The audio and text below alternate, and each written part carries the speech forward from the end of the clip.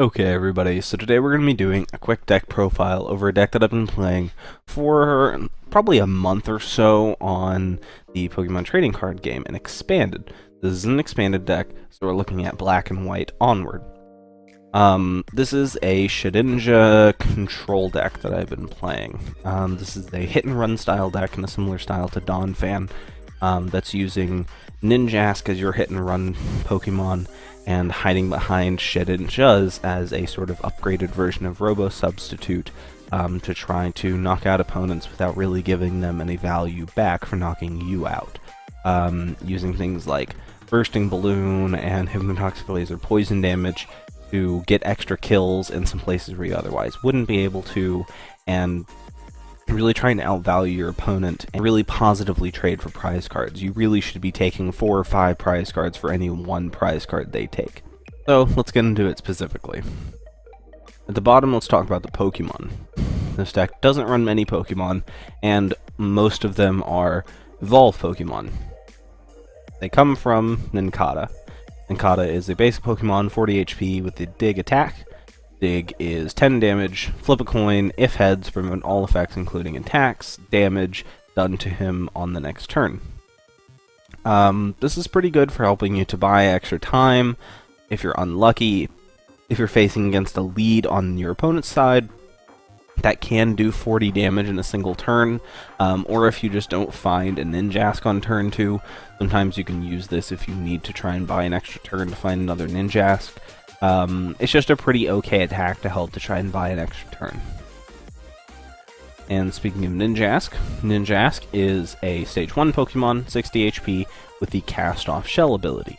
When you evolve a Pokemon into Ninjask from your hand, you get to search your deck for a Shedinja and put it onto your bench. The Shedinja that we get is the Cast Off Shell Shedinja. This Shedinja has the Cast Off Shell ability. If this Pokemon is knocked out, your opponent cannot take any prize cards from it.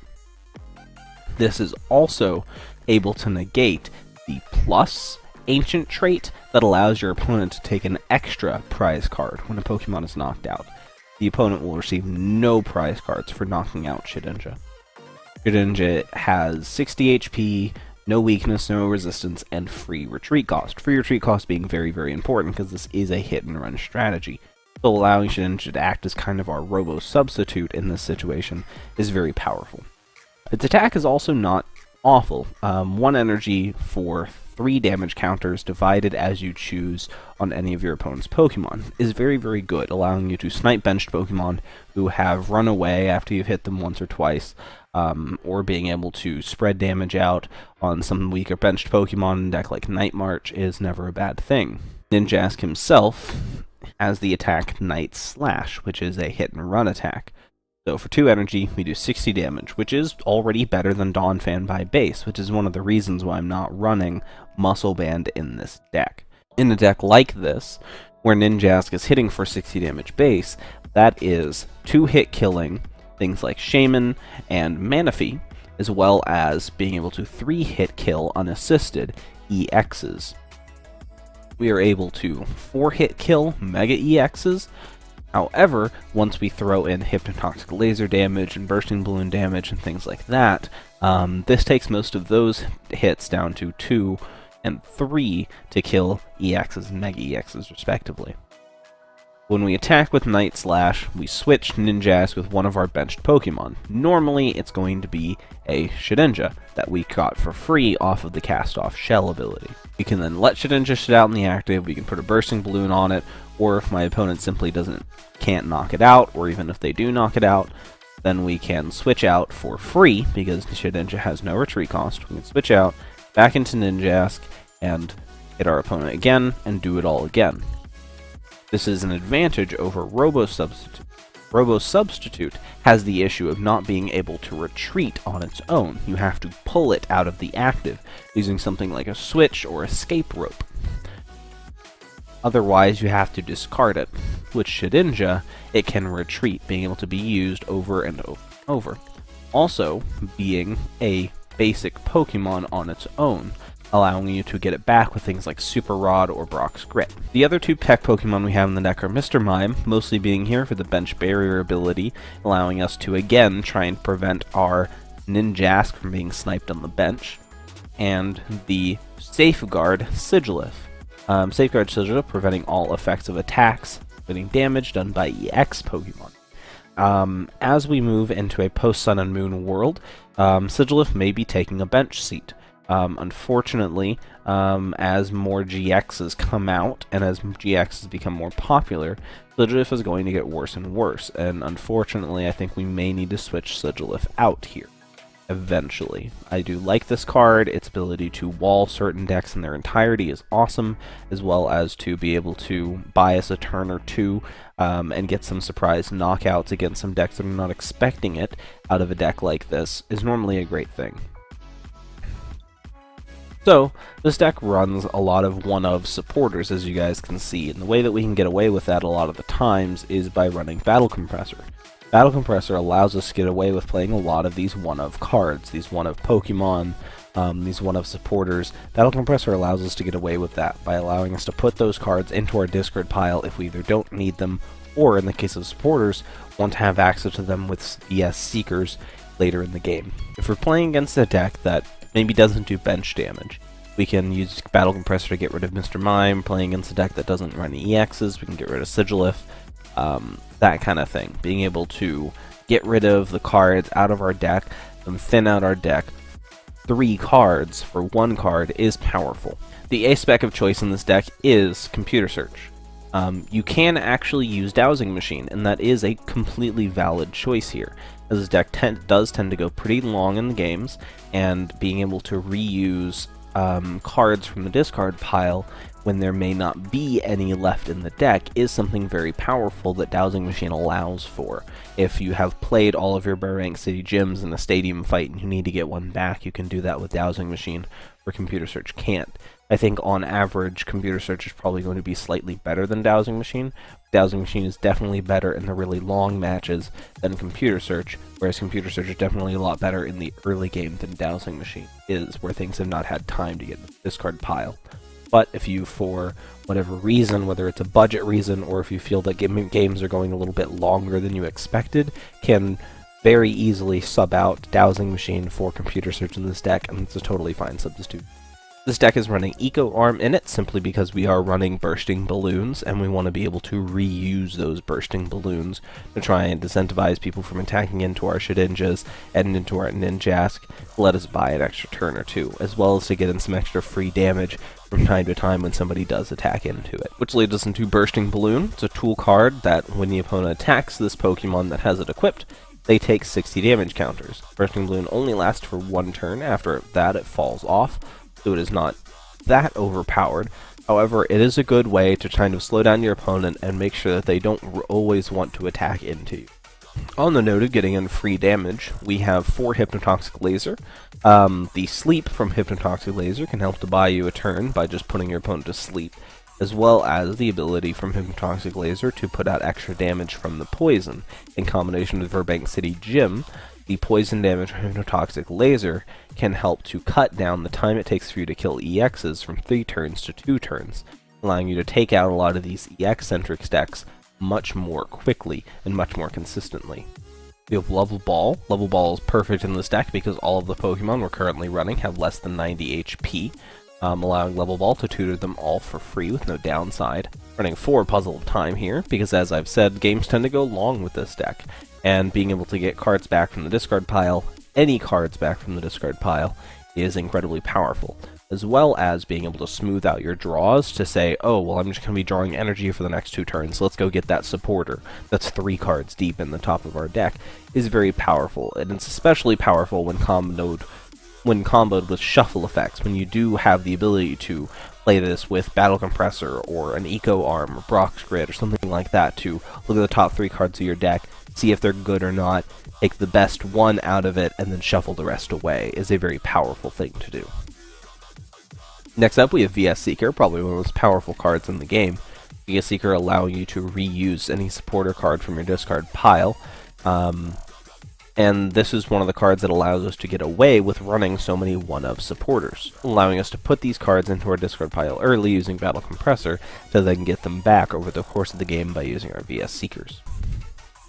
A lot of the one-of supporters that we're running in the deck are Rock's Grit, Colress, Lysander, Pokemon Ranger, Teammates, and Xerosic. And for the simple card draw supporters, running 4 Sycamore and 2 In. Now, there are some of the supporters in this deck that I think are mandatory, that are completely non-negotiable. And then there are some supporters that I think you could argue their space. The mandatory supporters that I feel are Lysander, Sycamore, Teammates, and In. The others are all relatively negotiable. While some are valued higher than others, I think that the rest are pretty negotiable. Teammates is an all-star in this deck, as Shedinja does not give up any prize cards when it gets knocked out. Teammates allows you to, if a Pokemon you control was knocked out the previous turn, to play Teammates. You cannot play it otherwise. If you do play Teammates, you get to search your deck for any 2 cards, put it into your hand, then shuffle your deck. This allows you to, for 1 card, get the best 2 cards out of your deck that you need for that situation. You need to take out an EX Pokemon that has 160 health, and you just don't have the damage to do it. Go get Burbank City Gym Hypnotoxic Laser. You have an Incada, but you don't have a Ninjask ready to attack. Okay. Teammates, you can go get an Energy and a Ninjask. That gives you another Shedinja. You can attack and hide behind it, and you're set up and ready to go.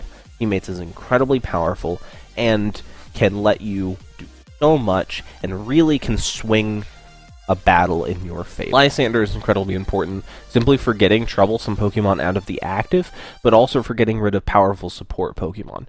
Things like Manaphy and Hoopa and Shaman very often clog up bench spaces, and being able to pull them into the active and kill them for only 1 card is incredibly powerful, and Lysander is a must-have in almost any. Sycamore, we all know why Sycamore's in these decks. It's incredibly powerful and some of the best card draw this game has. As well as In, being able to shuffle our hand into our deck, both ours and our opponents, and draw us cards equal number of prize cards. We only have 2 in this deck because the goal of this deck is to take as many prize cards as we can while denying our opponents to take any prize cards. Meaning that at the end of the day, In is going to, as the game goes on, get progressively worse and worse for us. Whereas our opponent will probably continue to be drawing 5 or 6 cards off of their In, whereas we're only going to be drawing 2 or 3. And unfortunately, In is just not very great in this kind of deck. So, we substitute in something like Colress. Because whenever you evolve Ninjask, it also comes with a free Shedinja, and you're running a support Pokemon like Mr. Mime and Sigilif, your bench tends to fill up relatively quickly. And if things like Rayquaza and Raichu Bats and things like Volcanion running around, benches tend to get full pretty quickly in the expanded format, allowing Colress to draw you a lot of cards and not having the downside of making you discard anything like Sycamore does. We have Brock's Grit to help you get back any Pokemon or energy that have been discarded over the course of the match by things like Sycamore, or by allowing you to get back any of the Pokemon that have died over the course of the match. Pokemon Ranger is very good at helping you to remove effects. This is great against things like Jolteon and Glaceon. This is good against fighting against things like Seismitoad and Giratina, because you do rely pretty heavily on that kind of stuff. And so being able to stop effects is very powerful. While Pokemon Ranger is not incredibly useful in the vast majority of matchups, if you are able to get Pokemon Ranger in the matchups where it matters, it can just win you the game. And Xerosic. Xerosic allows you to discard a tool card or a special energy attached to any Pokemon. The ability to discard that energy attached to any Pokemon would be nice to get rid of things like Headringer, but we're not running EX Pokemon, so it's not really anything for us to worry about. But being able to discard Float Stones attached to Garbodors, being able to get rid of Double Dragon Energy and Double Colorless Energy is all really useful. And having some form of tool removal in any deck is very important, as well as being able to deny some of our opponent's energy to kind of stumble them and put them a turn back or two is important in a lot of situations as well. Finally, we're running our stadium of choice is Burbank City Gym, of course, to combo with the poison damage off of Hypnotoxic Laser, as well as just to help fight over who has stadium control. We're running 9 energy in the deck. We are running 3 of the acronym's weird, but the blend energy in both of our colors, the green and purple blend energy. Because, well, all of our Pokemon are green or purple, so blend energy is just great for us. It does open up us to being able to be hit by things like Enhanced Hammer, but I had found when I was just running this deck with more basic energies that I was struggling on, in Magic we call it fixing, I was getting mana screwed, that I wasn't finding the right color for the right time. That the majority of the time this deck does want green, because that's what Ninjask uses and that's our primary attacker. But from time to time we do want purple for Mr. Mime and Shedinja, or for Mr. Mime and Sigilif and Shedinja, and being able to have access to both green and purple on the same card is very powerful. And while I think that blend energy is not something that needs a full 4 of, because it once again does open us up to Enhanced Hammer, I do like it in this deck for helping with consistency's sake. And then the deck just runs 4 grass energy and 2 psychic energy. And that's the deck. The deck really is a control deck. It's a slower control deck. You're going to be looking to grind out your opponent and prevent them from taking advantage, prevent them from drawing cards, prevent them from taking prize cards and gaining advantage that way. Trying to really slow them down by denying them turns and energy, looking to kill their benched Pokemon using Lysanders, and peeling off their energies and pool cards with Erosic, and really trying to not make the match as painful as possible, as there's lockout decks that do that much better. But you are, when you're playing the game should slow down significantly. And this deck is very much a snowballing deck.